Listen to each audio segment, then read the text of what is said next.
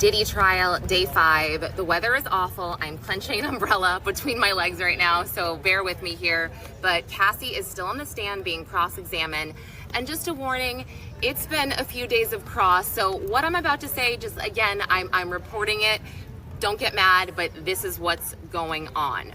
It's been very explosive today. We've heard about allegedly Cassie dating an NFL player at one point and Diddy becoming insanely jealous. And there was another mention of Cassie dancing with Chris Brown in 2013. And after she did this, allegedly Diddy stole her phone. Cassie said she remembered Diddy stealing her phone, but she denied ever dancing with Chris Brown. And this all stemmed from an incident that she told us about, where she was driving with Diddy in the car. They were going to a doctor's appointment and he said something to her like, you know, text your mom that you're okay. And I'm paraphrasing. And she opens her phone or goes to unlock it, and as soon as she unlocked it, he stole it from her. And then she said he got out of the car basically and took off running. She didn't have her phone for hours, and she told her mom, and her mom called the cops. Side note, I'm wondering how many calls there were to LAPD over the last X many years and how many police reports there are. I wonder if that'll come out. But let me go back a little bit because, oh my gosh, it's raining so bad, sorry. There was a lot of back and forth between Cassie and Diddy, and Cassie really talking about how, you know, you're high, you're so crazy when you're high, you're drunk, you're this, you're that. And I felt like the defense is really trying to plant that Diddy could have never committed these crimes, again, because he didn't have the guilty mind to do so because he was under the influence. Just a thought that I had. We learned today, oh my gosh, there was a lot. We learned about Jonathan Odie, and this was the escort that had come out. He got arrested at Mar-a-Lago in 2018. He was on camera saying all these things about Cassie and Diddy, and that Diddy paid him off and this and that. Well, it was discussed today with Cassie that she saw Jonathan Odie take his phone out during an FO and start to record. She told Diddy, and she said that, you know, Diddy said he would take care of it, but she wasn't aware of, you know, him doing anything. But I guess we know now that he did pay him off and he did sign an NDA. They also discussed the escort service they use. I'm not sure if I had said this before, but it's called Cowboys and Angels, and it was actually on a reality show called Gigolos. I don't know if that was Showtime or HBO, but yeah, whatever.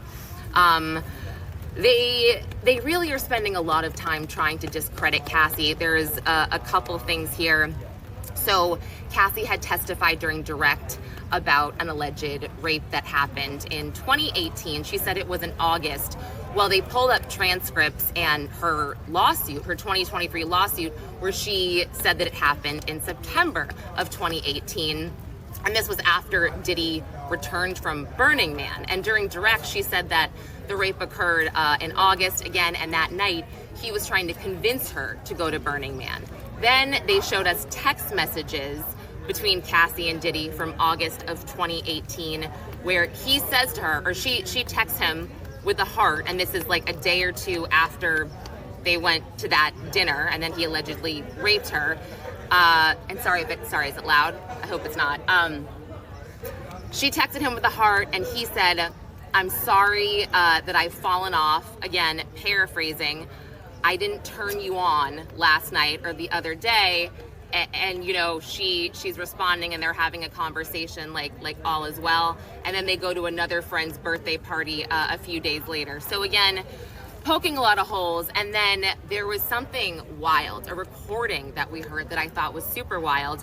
And I didn't bring up what I'm about to tell you the other day because it wasn't, I don't know, I guess I didn't think it was important, but wow, now it's pretty crazy. And by the way, just going back to Cassie responding with, you know, or corresponding with Diddy after the alleged rape, I don't want to get any hate for that. I'm sure that the state is going to put a doctor or a psychologist or psychiatrist on the stand testifying about trauma survivors and abuse and how they react. Just a side note. But about this other incident.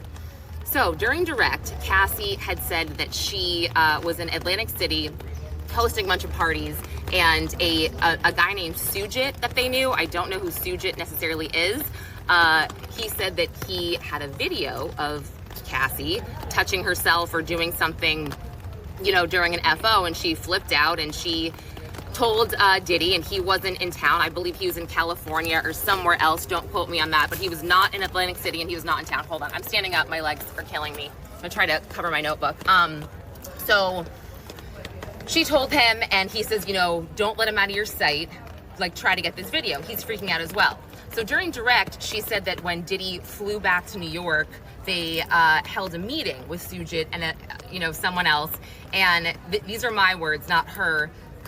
She kind of described this dinner as almost like a mafioso type dinner where Diddy was sitting at the table and he had like bodyguards surrounding the restaurant against the wall, you know, and that was that. So I'm kind of just like, okay, I guess if, you know, I could share that with you guys, but that was it.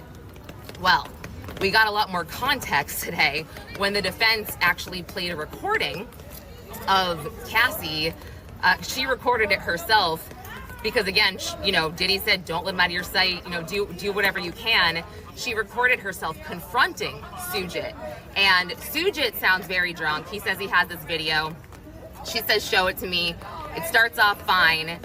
And then Cassie, hold on. I wrote a lot of stuff down that she said. And again, they're really trying to show that, in my opinion, that it wasn't just Diddy that was violent, it was Cassie as well.